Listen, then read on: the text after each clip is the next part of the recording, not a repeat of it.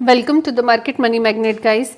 आज हम यहाँ इस वीडियो में बात करने वाले हैं एक मोस्ट इम्पॉर्टेंट टॉपिक के बारे में कि जो टैक्स रूल है वो अब बोनस पे भी एप्लीकेबल है, डिविडेंड पर भी एप्लीकेबल है और एज वेल एज बायबैक पर भी है। यानी अब आपको अगर कहीं बोनस मिल रहा है किसी स्टॉक में, या फिर आपको बायबैक मिल रहा है, या तो डिविडेंड मिल रहा है, इन सब पर आपको टैक्स पे करना होगा।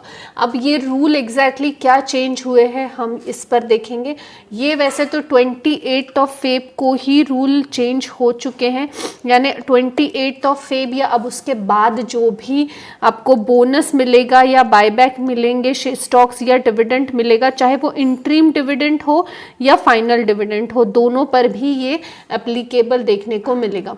तो चलिए हम देख लेते हैं कि ये एग्जैक्टली रूल्स चेंज क्या हुए हैं। यहाँ पे हमने आर्टिकल ओपन कर लिया है। अब आप देख सकते हैं यहाँ पे क्लियरली मेंशन है कि जो टैक्स और टैक्स इन्वेस्टमेंट एक्सपर्ट्स हैं उनकी तरफ से जो डिविडेंड है या एडिशनल इनकम जो भी होगा, यानी जो इनकम डायरेक्ट आपके पोर्टफोलियो से स्टॉक्स कट न होते हुए भी, यानी जेन्युइनली आपको पता ही होगा कि हम सेल जब करते हैं उसके बाद जो पेमेंट है वो हमारे अकाउंट में डिपॉजिट होता है।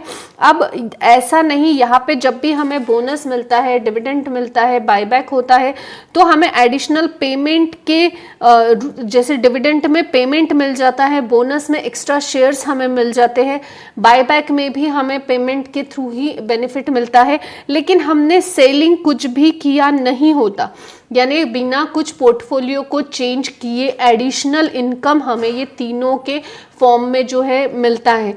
अब ये तीनों के फॉर्म में मिलने वाला additional income without selling of the portfolio जो भी होगा उसको भी कंसिडर किया जाएगा एडिशनल इनकम के रेंज में, और उसकी वजह से जो आपका एनुअल इनकम होगा वो उसमें एडेड किया जाएगा ये इनकम को, और आपको जो है आईटीआर फाइल करते टाइम जो है ये सारे इनकम पर भी आपको टैक्स एप्लीकेबल देखने को मिलने वाला है। अब ये तो रही एक जो मेन बात। अब किस पे कितना टैक्स स्लैब होगा हम ये भी देखेंगे। सॉरी, थोड़ा कोल्ड कफ की वजह से मेरा वॉइस ठीक नहीं आ रहा है या डिस्टर्बेंस आपको लग रही होगी वीडियो में। मैं ऑलरेडी इसके लिए अपोलॉजी मैं फील कर रही हूँ यहाँ पे। तो सबसे पहले हम देखेंगे कि जो इनकम टैक्स है वो कैलकुलेट कैसे किया जाएगा। अब गाइस सबसे पहले अगर हम बोनस की बात करें तो बोनस शेयर जो है ये कंपनी की तरफ से इशू होते हैं, ये सब हम जानते ही हैं। अब जब भी बोनस शेयर इशू करेगी कंपनी, एग्जिस्टिंग शेयर होल्डर को जो भी प्रपोर्शन मिलेगा, यानी जो भी बोनस शेयर मिलेगा, वो जो बोनस शेयर है वो उस पे टैक्स इम्प्लीकेबल नहीं रहेगा। लेकिन अगर ये बोनस शेयर का अलॉटमेंट होने के बाद अगर 1 साल के अंदर अंदर वो बोनस शेयर जो है वो जो शेयर होल्डर है वो बेचता है तो उसको डेफिनेटली वो टैक्स जो है पे करना पड़ेगा। अगर 1 साल के बाहर वो उसको सेल करता है तब भी उसको टैक्स पे करना पड़ेगा। यहाँ पे जो है एक एग्जांपल के साथ समझाया गया है कि बिफोर 31 जनवरी 2018 में अगर वो बाय करता है और 1 साल के अंदर अंदर वो सेल करता है तो उसको जो है टैक्स नहीं पे करना है। यानी 1 साल के अंदर अंदर जो है कॉस्ट ऑफ बोनस शेयर जो है वो उसके 0 ही रहेंगे, यानी वहाँ पे कोई भी टैक्स वैक्स का कोई झंझट नहीं है।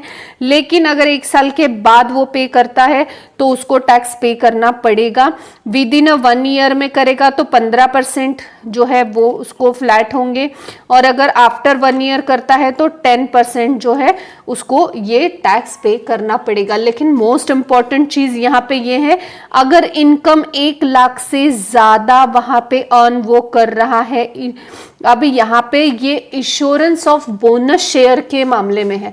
यानी हम जैसे छोटे मोटे अगर शेयर होल्डर्स है तो उनका जो नेट इनकम है बोनस शेयर का ओनली 1-1 लाख के ऊपर जेन्युइनली नहीं होता।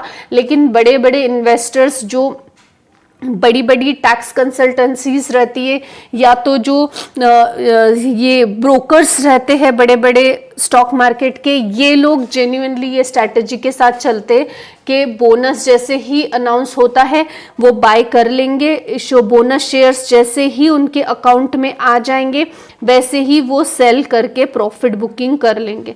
अब यहाँ पे ये अगर 1 लाख के ऊपर उनका अमाउंट जाएगा तो वो ये टैक्स स्लैब में बैठेंगे 15% with in 1 year and after 1 year के 10%। अगर वो 1 लाख के अंदर है तो फिर वहां पे टैक्स के लिए कोई भी प्रावधान यहाँ नहीं दिया है।